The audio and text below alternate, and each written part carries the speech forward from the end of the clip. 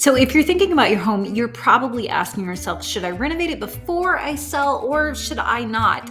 Hey there, I'm Jess Powers here in Rhode Island, and in this video, I want to help you make the decision on whether or not you should or should not renovate your current home before you put it on the market.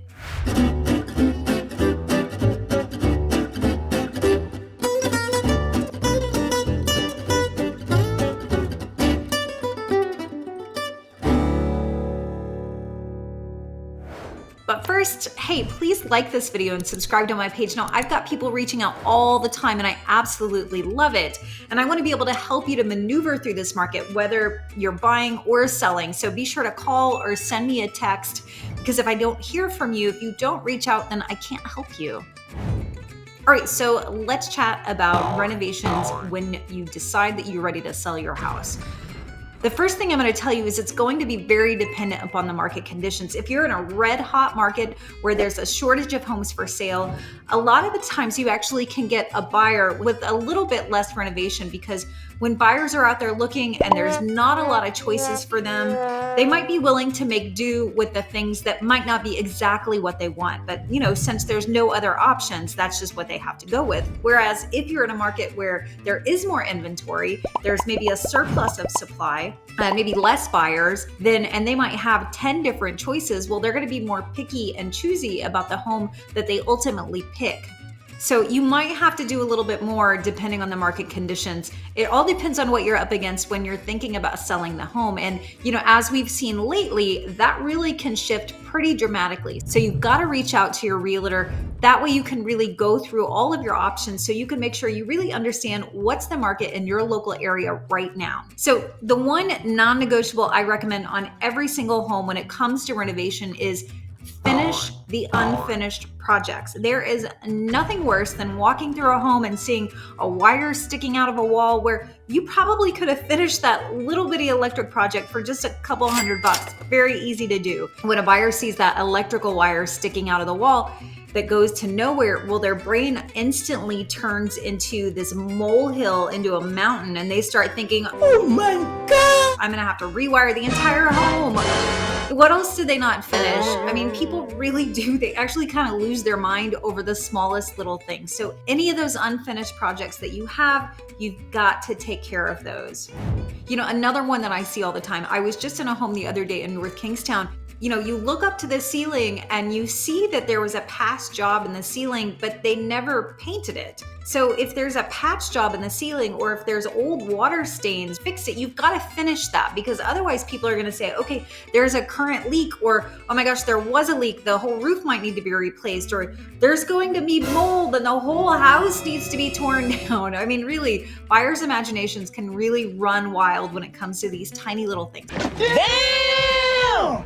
You've got to finish all of those unfinished projects, because if they start coming in and they think, I've got to do this, I've got to do this, I've got to do that, I've got to take care of that, I've got to take care of that, it just stacks one upon the other. And honestly, they freak out and then they just walk out the door to the next project. So the third thing is, you want to be reasonable with what you do decide to do. What's going to get the most bang for the buck? Now, I've got sellers, they come to me a lot of times and they're like, oh, I just did this and I did this and I did this. And I'm like, oh, why did you do that? You literally just threw money away. I met with a client over the weekend and I went out to his house and he said, oh yeah, I'm going to put in some new sliders over here and I'm going to do this and I'm going to renovate the bathroom and here's the tile. And I said, stop, don't do it. Here's the thing. His house really honestly kind of had a dysfunctional floor plan, and whoever that buyer was in particular was probably most likely going to come in and completely renovate the entire house. So doing those jobs really wouldn't have made a difference or gotten him any more money, and probably he would have just lost it. So there's no sense. Don't buy that glass sliding door when somebody might change the entire floor plan. Now, on the flip side, I had another client where recently I went out to look at her home and the home looked really nice except for the kitchen. It just had some really dark old dated cabinets, ones that kind of stuck out over the islands, which was kind of common in the 50s. And I said, you know what, for a couple $100, let's get rid of those cabinets, patch the ceiling, and brighten up the cabinets, give them a fresh coat of paint. And we ended up actually selling that house for $20,000 above what the most recent home sold for in the exact same community. And I guarantee they would not have gotten that otherwise. So there are going to be times, and there's going to be a place where, you know, maybe one house made sense and I said, let's do this. And the other one, it was different advice. So it really depends upon the house, whether you spend, you know, a couple $100 or even a couple thousand, that can translate into $10,000, $20,000 over what you otherwise would get. So we really want to identify and really talk those options through. So really, that's the wrap up. The key is you've got to be working with an expert that really understands what are the market conditions, what is the data. You've got to have people that have connections that can help you finish those projects, and then know what projects are going to give you the most positive return on the investment and which ones are going to give you a negative return on that investment where you're literally just throwing money away. I don't want that to happen to you. I'd love to be the person that helps advise you. Now, I'm Jess Powers, and I'm always here to help. Make sure you reach out if you've got any questions.